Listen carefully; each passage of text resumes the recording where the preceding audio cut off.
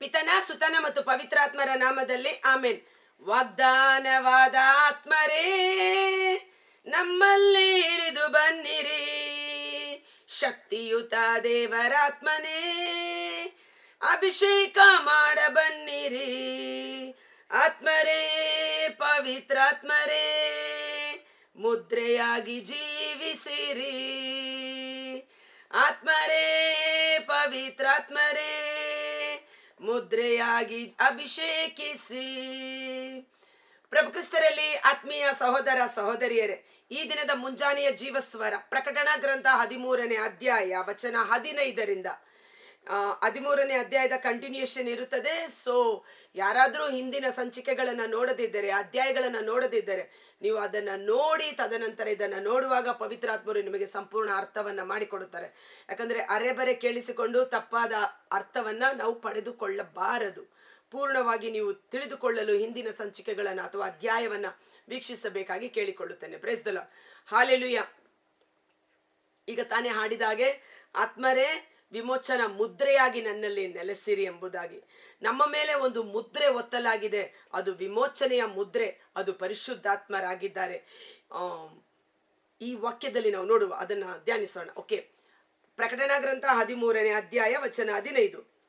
ಆ ಮೃಗದ ವಿಗ್ರಹಕ್ಕೆ, 13ನೇ ಅಧ್ಯಾಯದಲ್ಲಿ ಧ್ಯಾನಿಸಿದಂತ 3 ವಿಚಿತ್ರವಾದ ಮೃಗಗಳು, ಅದು ಸುಳ್ಳು ಪ್ರವಾದಿಗಳು, ನಯವಂಚಕರು, ಕಪಟ ಪ್ರೇಷಿತರು, ಎಬ್ಬಿಸಲ್ಪಡುವರು. ದೇವರಿಂದ ಆಯ್ಕೆ ಮಾಡಲ್ಪಟ್ಟ ವಿಶ್ವಾಸಿಗಳನ್ನು ಸಹ ಮೋಸ ಮಾಡುವಂತಹ, ಅವರನ್ನ ಮರುಳುಗೊಳಿಸುವಂತ, ದೇವರನ್ನ ಬಿಟ್ಟು ಅವರನ್ನ ಆರಾಧನೆ ಮಾಡುವಂತೆ ಅದ್ಭುತ ಕಾರ್ಯಗಳು, ಸೂಚನಾ ಕಾರ್ಯಗಳು, ಪವಾಡ ಕಾರ್ಯಗಳನ್ನ ಮಾಡುವರು. ಆದ್ದರಿಂದ ನೀವು ಎಚ್ಚೆತ್ತುಕೊಳ್ಳಿ ಎಂದು ನಿನ್ನೆ ದಿನ ಬಹಳ ಅದ್ಭುತಕರವಾಗಿ ಪರಿಶುದ್ಧಾತ್ಮರು ನಮಗೆ ಸುಜ್ಞಾನವನ್ನ ನೀಡಿದರು. ಇವತ್ತು ಅದರ ಮುಂದುವರಿದ ಭಾಗ.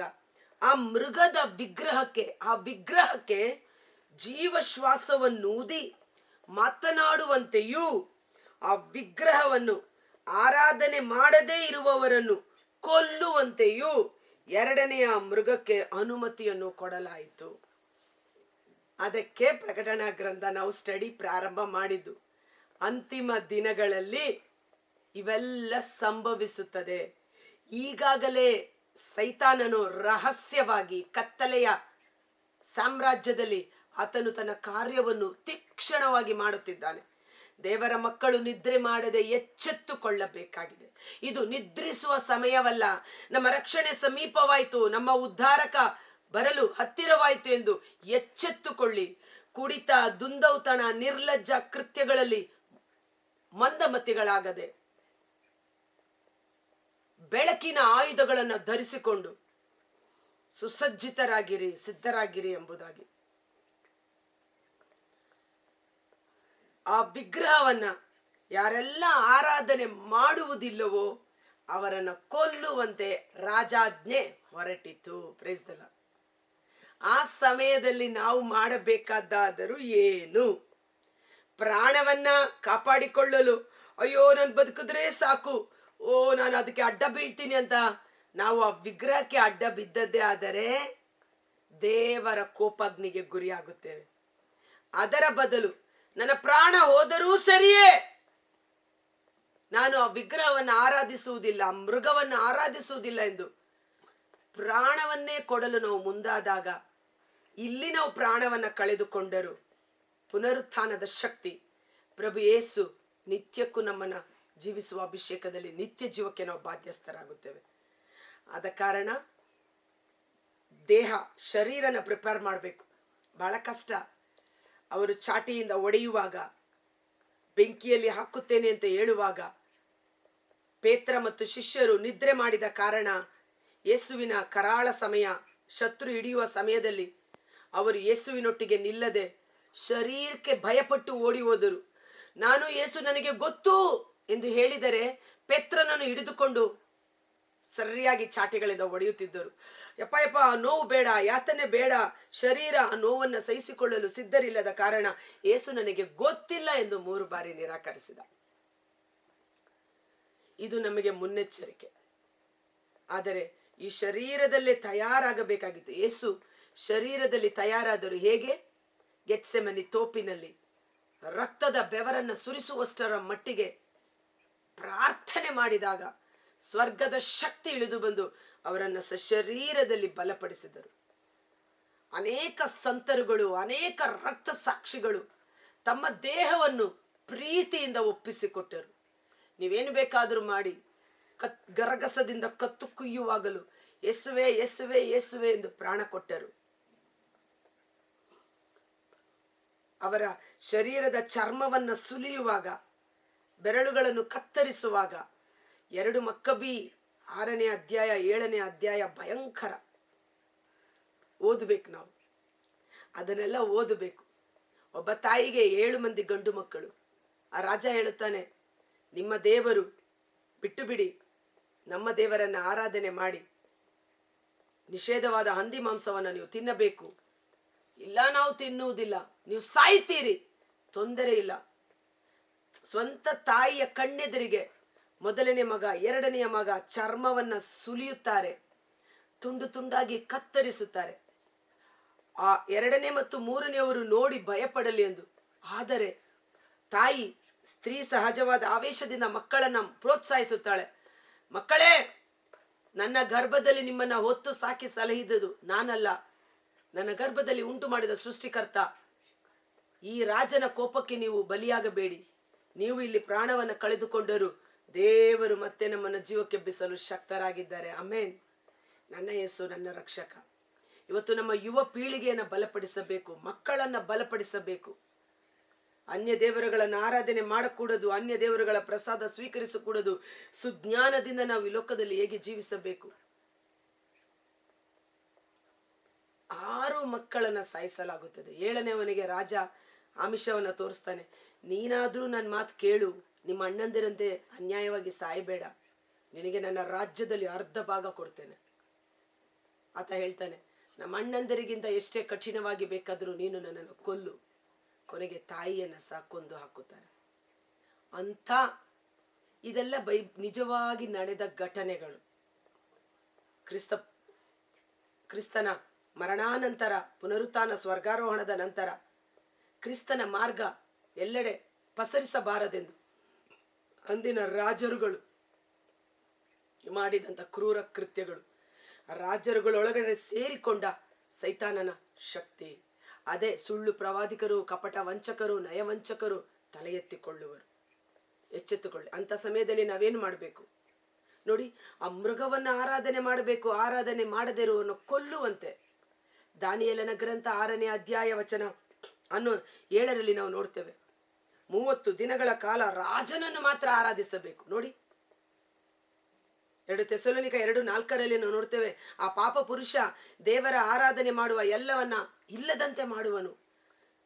ತಾನೇ ದೇವರೆಂದು, ತನ್ನಗೇ ಆರಾಧನೆ ಮಾಡಬೇಕೆಂದು ದೇವರ ಸ್ಥಾನದಲ್ಲಿ ಕುಳಿತುಕೊಳ್ಳುವನು. ಇದು ಯಾರು? ಸೈತಾನ, ಲೂಸಿಫರ್. ಯೆಶಾಯ 14, ಎಜೆಕಿಯೇಲ್ 28ರಲ್ಲಿ ನಾವು ನೋಡ್ತೇವೆ. ತನ್ನ ಸ್ಥಾನವನ್ನು ಕಳೆದುಕೊಂಡು ದೇವರ ಸ್ಥಾನಕ್ಕೆ ಏರುವೆ, ದೇವರ ಸ್ಥಾನದಲ್ಲಿ ಕುಳಿತುಕೊಳ್ಳುವೆ ಎಂದು ಅಹಂಕಾರ ಪಟ್ಟ ಲೂಸಿಫರ್ ಭೂಲೋಕಕ್ಕೆ ದಬ್ಬಲ್ಪಟ್ಟ. ಇವತ್ತು ಅವನ ಫೈನಲ್ ಟಾರ್ಗೆಟ್ ದೇವರ ಸ್ಥಾನದಲ್ಲಿ ಕುಳಿತುಕೊಳ್ಳಬೇಕೆಂದು. ರಾಜನನ್ನು ಆರಾಧಿಸಬೇಕು. ಯಾರಾದರೂ ಮನುಷ್ಯನನ್ನು ಆರಾಧನೆ ಮಾಡಲು ಸಾಧ್ಯವೇ? ದೇವರ ಸ್ಥಾನದಲ್ಲಿ ನರಮಾನವನನ್ನು ಆರಾಧನೆ ಮಾಡಲು ಸಾಧ್ಯವೇ? ಎಂದಿಗೂ ಕೂಡದು. ದಾನಿಯೇಲ ಕಿಂಚಿತ್ತು ಭಯಪಡಲಿಲ್ಲ. ವಾಡಿಕೆಯಂತೆ ದಿನಕ್ಕೆ 3 ಆವರ್ತಿ ಸರ್ವೇಶ್ವರನಲ್ಲಿ ಪ್ರಾರ್ಥನೆ ಮಾಡುತ್ತಿದ್ದ. ಆ ಕುಯುಕ್ತಿಗಳು ಅವನನ್ನ ಸಿಂಹದ ಗವಿಯಲ್ಲಿ ಹಾಕಿದಾಗಲೂ ಸಹ ದಿನನಿತ್ಯವೂ ದಾನಿಯೇಲನು ಆರಾಧನೆ ಮಾಡುತ್ತಿದ್ದ ಸರ್ವಶಕ್ತನಾದ ದೇವರು ತನ್ನ ದೂತನನ್ನು ಕಳುಹಿಸಿ ಸಿಂಹಗಳ ಬಾಯಿಯನ್ನು ಕಟ್ಟಿಹಾಕಿ ದಾನಿಯೇಲನ ಪ್ರಾಣವನ್ನು ಸುರಕ್ಷಿತವಾಗಿ ಕಾಯ್ದು ಕಾಪಾಡಿದರು. ದಾನಿಯೇಲನ ವಿರುದ್ಧ ಯಾರು ಕುತಂತ್ರ ಮಾಡಿದರು ಅವರನ್ನ ಸಿಂಹಗಳು ತಿಂದು ಚೂರು ಚೂರು ಮೂಳೆಗಳನ್ನು ಪುಡಿ ಪುಡಿ ಮಾಡಿಬಿಟ್ಟಿತು. ಆದ ಕಾರಣ ನನ್ನನ್ನೇ ಆರಾಧನೆ ಮಾಡಬೇಕೆಂದು ಅರಸರುಗಳು ಹೇಳುವ ಕಾಲ ಬರುತ್ತದೆ. ಎಚ್ಚೆತ್ತುಕೊಳ್ಳೋಣ. ಮಾತ್ರವಲ್ಲ, ಶದ್ರಕ್, ಮೇಷಕ್, ಅಬೇದ್ನೆಗೋ ಆ ಬಂಗಾರದ ಪ್ರತಿಮೆಯನ್ನು ಆರಾಧನೆ ಮಾಡಬೇಕೆನ್ನುವಾಗ ಅವರು ಸಹ ಅದನ್ನು ಆರಾಧನೆ ಮಾಡದೆ ಬೆಂಕಿಯಲ್ಲಿ ಬೀಳಲು ಸಿದ್ಧರಾದರು. ನಾವು ಮೆಂಟಲಿ, ಫಿಸಿಕಲಿ, ಶಾರೀರಿಕವಾಗಿ, ಮಾನಸಿಕವಾಗಿ ಅಂತ ಕಷ್ಟಕರವಾದ ದಿನಗಳನ್ನು ಎದುರಿಸಲು ಆತ್ಮದಲ್ಲಿ ಸಿದ್ಧರಾಗಬೇಕು. ಓಕೆ. ಹಿರಿಯ ಕಿರಿಯ, ಬಡವ ಬಲ್ಲಿದ, ದಾಸ ದಣಿ ಎಲ್ಲರೂ ತಮ್ಮ ತಮ್ಮ ಬಲಗೈಯ ಮೇಲಾಗಲಿ ಹಣೆಯ ಮೇಲಾಗಲಿ ಗುರುತಿನ ಹಚ್ಚೆ ಚುಚ್ಚಿಸಿಕೊಳ್ಳಬೇಕೆಂದು ಆ ಎರಡನೆಯ ಮೃಗ ಆಜ್ಞಾಪಿಸಿತು.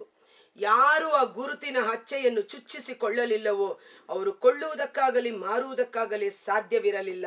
ಆ ಗುರುತಿನ ಮುದ್ರೆ ಆ ಮೃಗದ ಹೆಸರು, ಇಲ್ಲವೇ ಆ ಹೆಸರನ್ನ ಸೂಚಿಸುವ ಸಂಖ್ಯೆ. ಆ ಮೃಗದ ಚಿಹ್ನೆಯನ್ನ, ಒಂದು ಹೆಸರು ಅಥವಾ ಸಂಖ್ಯೆ, ನಂಬರನ್ನ ಪ್ರತಿಯೊಬ್ಬ ಜನರ ಬಲಗೈ ಮೇಲಾಗಲಿ ಹಣೆಯ ಮೇಲಾಗಲಿ ಹಾಕಲೇಬೇಕು. ಈಗ ಫೋನಲ್ಲಿ ಒಂದು ಚಿಕ್ಕ ಸಿಮ್ ಕಾರ್ಡ್ ಇರುತ್ತೆ. ಆ ಚಿಕ್ಕ ಸಿಮ್ ಕಾರ್ಡಲ್ಲಿ ಎಷ್ಟು ಡೇಟಾ ನಾವು ಎಂಟ್ರಿ ಮಾಡಿರ್ತೀವಿ, ಹೌದಲ್ವಾ? ಉದಾಹರಣೆಗೆ ನೋಡಿ, ಈಗ ಆಧಾರ್ ಕಾರ್ಡ್ ಪ್ರಪಂಚದಾದ್ಯಂತ, ಭಾರತದಾದ್ಯಂತ ಇರುವ ಎಲ್ಲಾ ಜನರಿಗೆ ಒಂದು ನಂಬರ್ ಕೊಡಲಾಗಿದೆ. ಈಗ ವೈಲೆಟ್ ಮೇರಿ ಅಂದ್ರೆ ಅನೇಕ ವೈಲೆಟ್ ಮೇರಿಗಳಿರ್ತಾರೆ. ಆದ್ರೆ ನನ್ನ ಆಧಾರ್ ಕಾರ್ಡ್ನ ನಂಬರ್ ಹಾಕಿದ್ರೆ ನನ್ನ ಕಂಪ್ಲೀಟ್ ಆಸ್ತಿ ಪಾಸ್ತಿ, ಬ್ಯಾಂಕ್ ಡೀಟೇಲ್ಸ್, ಇನ್ಕಮ್ ಟ್ಯಾಕ್ಸ್ ವಗೈರೆ ಎಲ್ಲ ನನ್ನ ಹೆಸರಲ್ಲಿ ಇರೋದು ಎಲ್ಲ ಡೀಟೇಲ್ ಆಧಾರ್ ಕಾರ್ಡಲ್ಲಿ ಸಿಕ್ಬಿಡುತ್ತೆ, ಹೌದಲ್ವಾ? ಅದೇ ರೀತಿಯಲ್ಲಿ ಇವತ್ತು ಅನೇಕ ಕಾರ್ಡ್ಗಳಿದೆ. ಈ ಕಾರ್ಡ್ಗಳನ್ನೆಲ್ಲ ಮರ್ಜ್ ಮಾಡಿ ಆ card, ATM card, Aadhaar card, PAN card, ಈ ಕಾರ್ಡ್ಗಳನ್ನೆಲ್ಲ ಮರ್ಜ್ ಮಾಡಿ ಕೊನೆಗೊಮ್ಮೆ ಇದು ಪ್ರಾರಂಭ, ಕೊನೆಗೊಮ್ಮೆ ನಮ್ಮ ಕೈಯ ಮೇಲೆ ಅಥವಾ ಹಣೆಯ ಮೇಲೆ ಒಂದು ಸಣ್ಣ ಚಿಪ್ಪನ್ನು ಅಳವಡಿಸಿಕೊಳ್ಳಲಾಗುತ್ತದೆ. ಈಗ GPS ನೋಡಿ, ಆ ಪೋರ್ಟರು ಅಥವಾ ಡೆನ್ಸೋ ಎಲ್ಲಿ ಬರ್ತಾ ಇದ್ದಾನೆ, ಎಲ್ಲಿ ಮಾಡ್ತಾ ಇದ್ದಾನೆ, ಎಲ್ಲ ಕುಳಿತ ಜಾಗದಲ್ಲೇ ಟ್ರ್ಯಾಕ್ ಮಾಡುವಂಥದ್ದು. ಸೊ ನಮ್ಮನ್ನ ಸಂಪೂರ್ಣವಾಗಿ ನಿಯಂತ್ರಿಸುವ ಆ ಮೃಗ ಅಥವಾ ವ್ಯಕ್ತಿ, ಆ ಒಂದು ನಂಬರ್ ಆಗಲಿ ಚಿಪ್ ಆಗಲಿ ಹಾಕಲಾಗುತ್ತದೆ. ಆದರೆ ಕ್ರೈಸ್ತರಾದ ನಾವು ಅಕ್ಕ ಇದನ್ನು ಹಾಕಿಸಿಕೊಳ್ಳಬಹುದಾ? ಎಂದಿಗೂ ಹಾಕಿಸಿಕೊಳ್ಳಕೂಡದು. ಮುಂಬರುವ ಚಾಪ್ಟರ್ಸ್ ಅಲ್ಲಿ ನಾವು ನೋಡ್ತೇವೆ, ಅದನ್ನ ಹಾಕಿಸಿಕೊಂಡವರು ಯಾವ ರೀತಿ ದೇವರ ಕೋಪಾಗ್ನಿಗೆ ತುತ್ತಾಗಿ ಅವರು ಹಿಂಸೆ ಬಾಧೆಗೆ ಒಳಗಾಗುತ್ತಾರೆ ಎಂಬುದಾಗಿ. ನಾವು ಅದನ್ನು ಹಾಕಿಸಿಕೊಳ್ಳಲೇಬಾರದು. ನಮ್ಮ ಮೇಲೆ ಪವಿತ್ರಾತ್ಮರ ಮುದ್ರೆ ಒತ್ತಲ್ಪಟ್ಟಿದೆ. ಅದನ್ನು ಹಾಕಿಸಿಕೊಳ್ಳದಿದ್ದರೆ ನೀವು ಏನು ಮಾರಕ್ಕಾಗೋದಿಲ್ಲ, ತಗೊಳಕ್ಕಾಗೋದಿಲ್ಲ. ಈ ಬನಶಂಕರಿ ಹತ್ರ ಒಂದು ಮೆಟ್ರೋ ಅಂತ ಮಾರ್ಟ್ ಇದೆ. ಅದು ಪ್ರಾರಂಭದಲ್ಲಿ ನಮಗೆ ಗೊತ್ತಿಲ್ಲದೆ ನಾವೆಲ್ಲೋ ಆ ಕಡೆ ಹೋಗುವಾಗ ಇದ್ಯಾವುದೋ ಹೊಸ ಮಾಲ್ ಇದೆ ನೋಡೋಣ ಅಂತ ಒಳಗಡೆ ಹೋದ್ವಿ. ಒಳಗಡೆ ಹೋದ್ರೆ ಆ ಎಂಟ್ರಿನಲ್ಲೇ ನಿಮ್ದು ಕಾರ್ಡ್ ತೋರಿಸಿ ಅಂದ. ಏನ್ ಕಾರ್ಡು? ನಮ್ಮ ಹತ್ರ ಕಾರ್ಡ್ ಇಲ್ಲ. No no no no no, if you doesn't have that card you cannot enter in that. ನಿನಗೆ ಅಲ್ಲಿಯ ಒಂದು ಮೆಂಬರ್ಶಿಪ್ ಕಾರ್ಡ್ ಅಂತ ಮಾಡಿರ್ಬೇಕು. ಆ ಕಾರ್ಡು ನಿಮ್ಮ ಹತ್ರ ಇದ್ದರೆ ಮಾತ್ರ ನೀವು ಆ ಮೆಟ್ರೋ ಮಾಲ್ ಒಳಗಡೆ ಹೋಗಿ ಏನೇನೇ ಬೇಕಾದರೂ ಖರೀದಿ ಮಾಡ್ಬೋದು. ನಮ್ಮ ಹತ್ರ ಕಾರ್ಡ್ ಇರಲಿಲ್ಲ, ನಮಗೆ ಅದು ಗೊತ್ತಿರಲಿಲ್ಲ. ಅಲ್ಲಿಂದ ಹಾಗೇ ವಾಪಸ್ ಬಂದೆವು. ಅದೇ ರೀತಿ ಯಾರು ಇದನ್ನು ಹಾಕಿಸಿಕೊಳ್ಳಲಿಲ್ಲವೋ ಅವರಿಗೆ ಮಾರೋದಕ್ಕೆ ಕೊಳ್ಳೋದಕ್ಕೆ ಅವಕಾಶ ಇರೋದಿಲ್ಲ. ಆದ ಕಾರಣ ಬುದ್ಧಿವಂತರು ಎಚ್ಚೆತ್ತುಕೊಳ್ಳಲಿ. ನಾವೇ ಏನಾದರೂ ಬೆಳೆಯನ್ನು ಬೆಳೆದು ತಿನ್ನಬೇಕಾದ ಪರಿಸ್ಥಿತಿ ಬರಬಹುದು. ಆದರೂ ದೇವರು ನಂಬಿಗಸ್ತರು. ಅಂಥ ಕಷ್ಟಕರವಾದ ದಿನಗಳಲ್ಲೂ ನಮ್ಮನ್ನು ಪೋಷಣೆ ಮಾಡಲು ಶಕ್ತರಾಗಿದ್ದಾರೆ. ಇದನ್ನು ಅರ್ಥ ಮಾಡಿಕೊಳ್ಳಲು ಜ್ಞಾನ ಬೇಕು. ಬುದ್ಧಿವಂತರು ಮೃಗದ ಸಂಖ್ಯೆಯನ್ನು ಎಣಿಸಲಿ. ಅದು ಒಬ್ಬ ಮನುಷ್ಯನನ್ನು ಸೂಚಿಸುವ ಸಂಖ್ಯೆ. ಆ ಸಂಖ್ಯೆ 666. ಇವತ್ತು ಸ್ಕೂಲಲ್ಲಿ ಒಂದು ಮಗುನ ನೀವು ಅಡ್ಮಿಷನ್ ಮಾಡುವಾಗ ಅದಕ್ಕೆ ಒಂದು ರಿಜಿಸ್ಟ್ರೇಷನ್ ನಂಬರ್ ಕೊಟ್ಟಿರ್ತಾರೆ.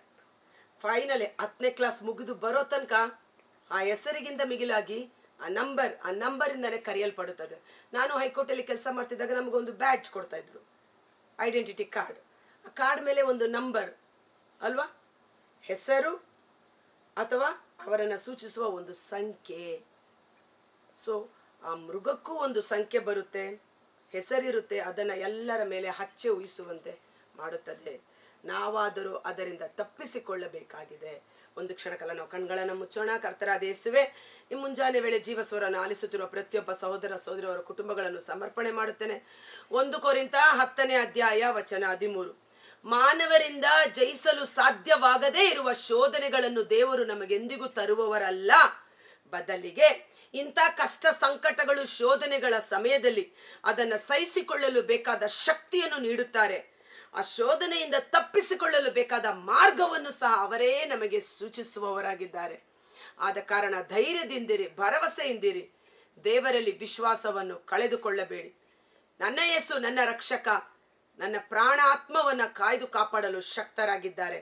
ಯೂದನ ಗ್ರಂಥ 1ನೇ ಅಧ್ಯಾಯ ವಚನ 24ರಲ್ಲಿ ನಾವು ನಿರ್ದೋಷಿಗಳು ನಿಷ್ಕಳಂಕರಾಗಿ ದೇವರ ಸನ್ನಿಧಾನದಲ್ಲಿ ನಿಂತುಕೊಳ್ಳಲು ಶಕ್ತರಾಗುವಂತೆ ಪ್ರಭುವೇ ಅವರ ಶಕ್ತಿಯಿಂದ ನಮ್ಮನ್ನು ಕಾಯ್ದು ಕಾಪಾಡುವರು. ಸಕಲ ಕೇಡುಗಳಿಂದಲೂ ಅಪಾಯ ಆಪತ್ತಿನಿಂದಲೂ ನಮ್ಮನ್ನು ಕಾಯ್ದು ಕಾಪಾಡುವರು. ಆ ದೈವಿಕ ಸಂರಕ್ಷಣೆ ನಮ್ಮ ಮೇಲೂ, ನಮ್ಮ ಕುಟುಂಬದ ಮೇಲೂ, ನಮ್ಮ ಸಂತತಿ ಸಂತಾನದ ಮೇಲೂ ಅಭಿಷೇಕವಾಗಿ ಸುರಿಸಲ್ಪಡುವಂತೆ ಯೇಸುವಿನ ಅದ್ಭುತಕರವಾದ ನಾಮದಲ್ಲಿ ಪ್ರಾರ್ಥಿಸಿ ಬೇಡಿ ಹೊಂದಿಕೊಳ್ಳುತ್ತೇವೆ. ಆಮೇನ್. God bless you. ಈ ವಿಡಿಯೋ ಲಿಂಕನ್ನು ಪರರಿಗೂ ಶೇರ್ ಮಾಡಿ. ಭಯಪಡಬೇಡಿ. ಇದು ಜ್ಞಾನವನ್ನು ನಾವು ಪಡೆದಿಟ್ಟುಕೊಂಡಾಗ ಮಾತ್ರ ಆ ಸಮಯದಲ್ಲಿ ದೇವರು ನಮಗೆ ತಪ್ಪಿಸಿಕೊಳ್ಳಲು ಬೇಕಾದ ಮಾರ್ಗವನ್ನು, ಸಹಿಸಿಕೊಳ್ಳಲು ಬೇಕಾದ ಶಕ್ತಿಯನ್ನು ನೀಡಿ ಸತ್ಯದ ಸನ್ಮಾರ್ಗದಲ್ಲಿ ಮುನ್ನಡೆಸುತ್ತಾರೆ. Thank you.